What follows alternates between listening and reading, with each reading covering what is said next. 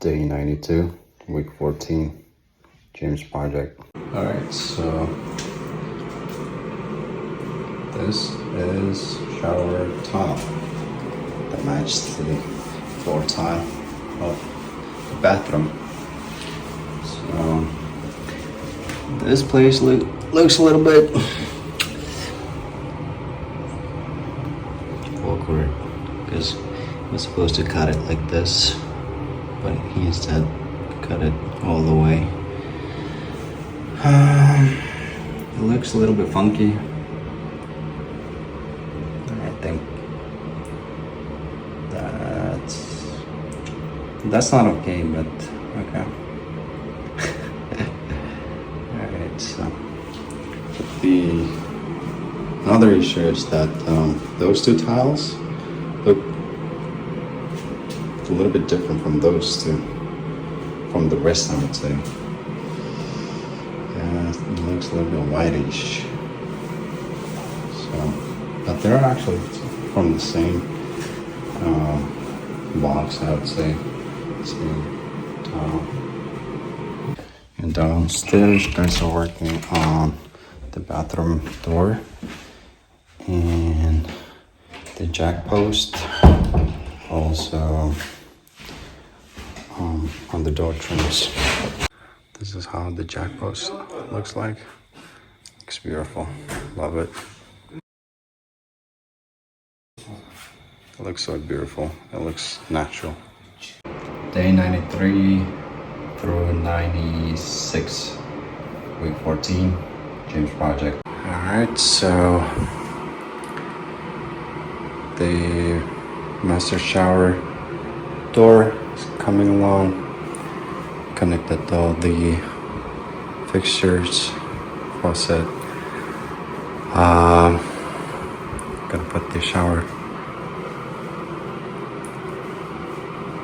head as well.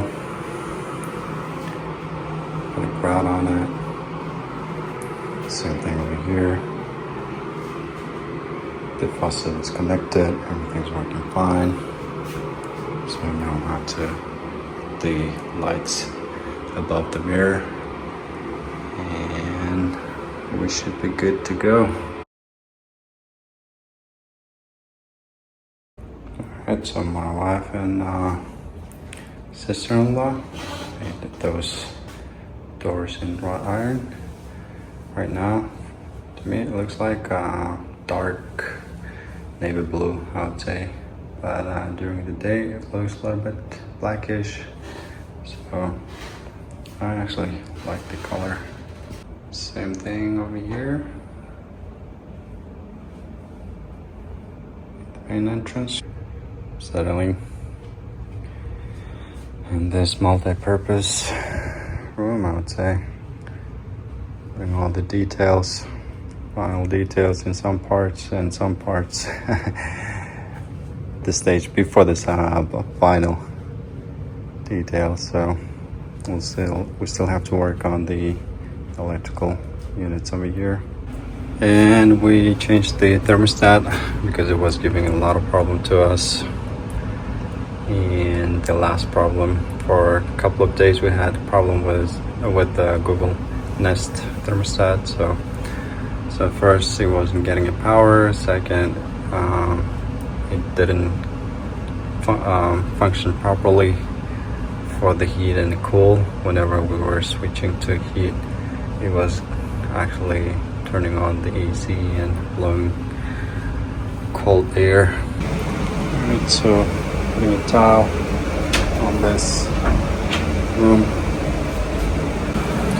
Laundry is ready, tested, tapped into the gas line, to the water line, sewage line. Everything is working fine. So the problem with this AC was that first of all, the switch was improperly wired. Second of all, the thermostat gave us a lot of problems, and a lot of wires are dangling over here, not properly connected, not properly stabilized, I would say. So Got our new Wi-Fi over here by Verizon. We got a good speed. And here we got a gas dryer venting out to the front, but it's not visible from the front, so that's a good thing. So we're gonna have another exhaust for the range hood vent. So the crew is short-handed right now. Everybody left except for one, the main person who will be doing all these projects over here. So right down the floor tiles over here, they look good to me. It's a little bit high, higher than what I expected. I'm not sure if it's going to splash the water outside, which is not a good sign, but I like how it looks like right now. Beige, and it looks and feels very luxury against the gold faucet and fixtures. And we've got gold cabinet, medicine cabinet, and then we removed the vanity cabinet because it was a little bit higher, so we're gonna cut the legs and make it properly installed over here. And because it was touching the faucet, and I'm gonna put a light up there and put GFCI outlet over here. So we got GFCI outlets for dryers, for the dryer and then washer, two separate lines. And we got 20 out of this, 15 amp out of this one. This should be sufficient for 15 because we're going to be using for Wi-Fi and the gas dryer. But for the washer, we'll put 20 just in case if we're going to add or use this plug for different appliances, maybe iron or anything that's needed in the washer, laundry area. So if you're configuring your outlets, it's always better to have 20 amp ones, but if you don't have a way to put 20 amp, then you can do like 15 and 20. So that should also work. And we got an appraisal as well. Came up to 235.5, so that's a good sign. We have good amount of equity, I would say, in this house now, so we can move into the next projects. But the thing is that we made a huge mistake over here, which was my main concern at the beginning, but I couldn't find a code about that. So the problem was that our kitchen is downstairs, and we don't have any kitchen upstairs and on the first floor. So the kitchen is in the basement, which is considered not above the ground, even though it's about like 30-inch on the ground on one side, but on the other side it's totally on the ground. So that doesn't matter. It would not be considered as livable square footage and above the ground, so they cannot take it as a collateral. So they rejected our HELIC application at the last minute, I would say. Now I'll have to find a cash or investor, I would say. So we're grouping in with my friends to go on to the next project together, which we are in contract with for 106 in Monroeville 32. So we'll see.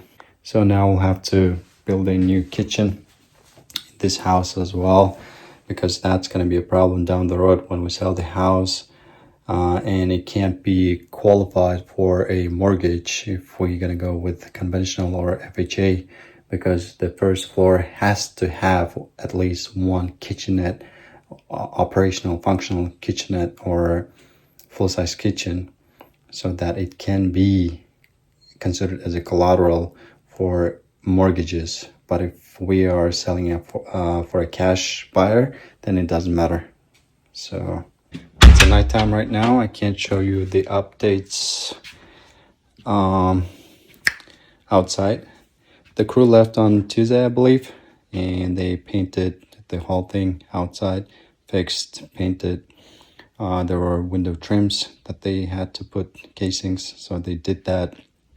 Window cap, and painted the front porch, put the shutters and air vents. Also, they installed some of the doors over here and installed that closet door. And I forgot to mention, the crew actually took one day off, so they didn't do anything, I would say, that day. They just came by and said bye, and they left for Chicago. So the plan for tomorrow is to install the shower doors in the basement area. Also install the vanity, connect all the fixtures, and make it fully functional. And then go upstairs, finish the master bedroom if he can make it.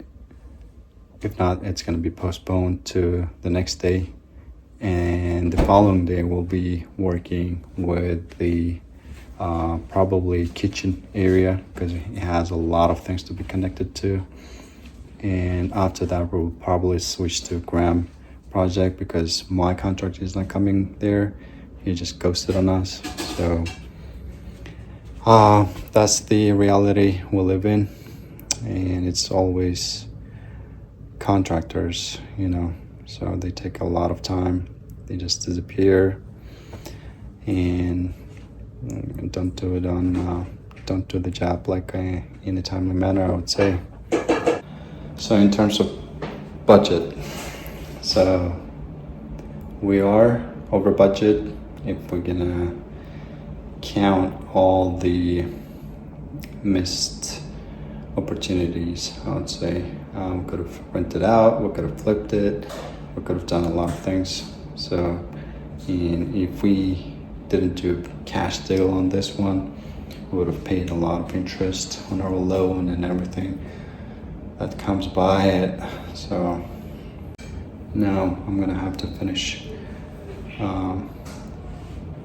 all the material cost and whatever we are transferring from James project to Graham project.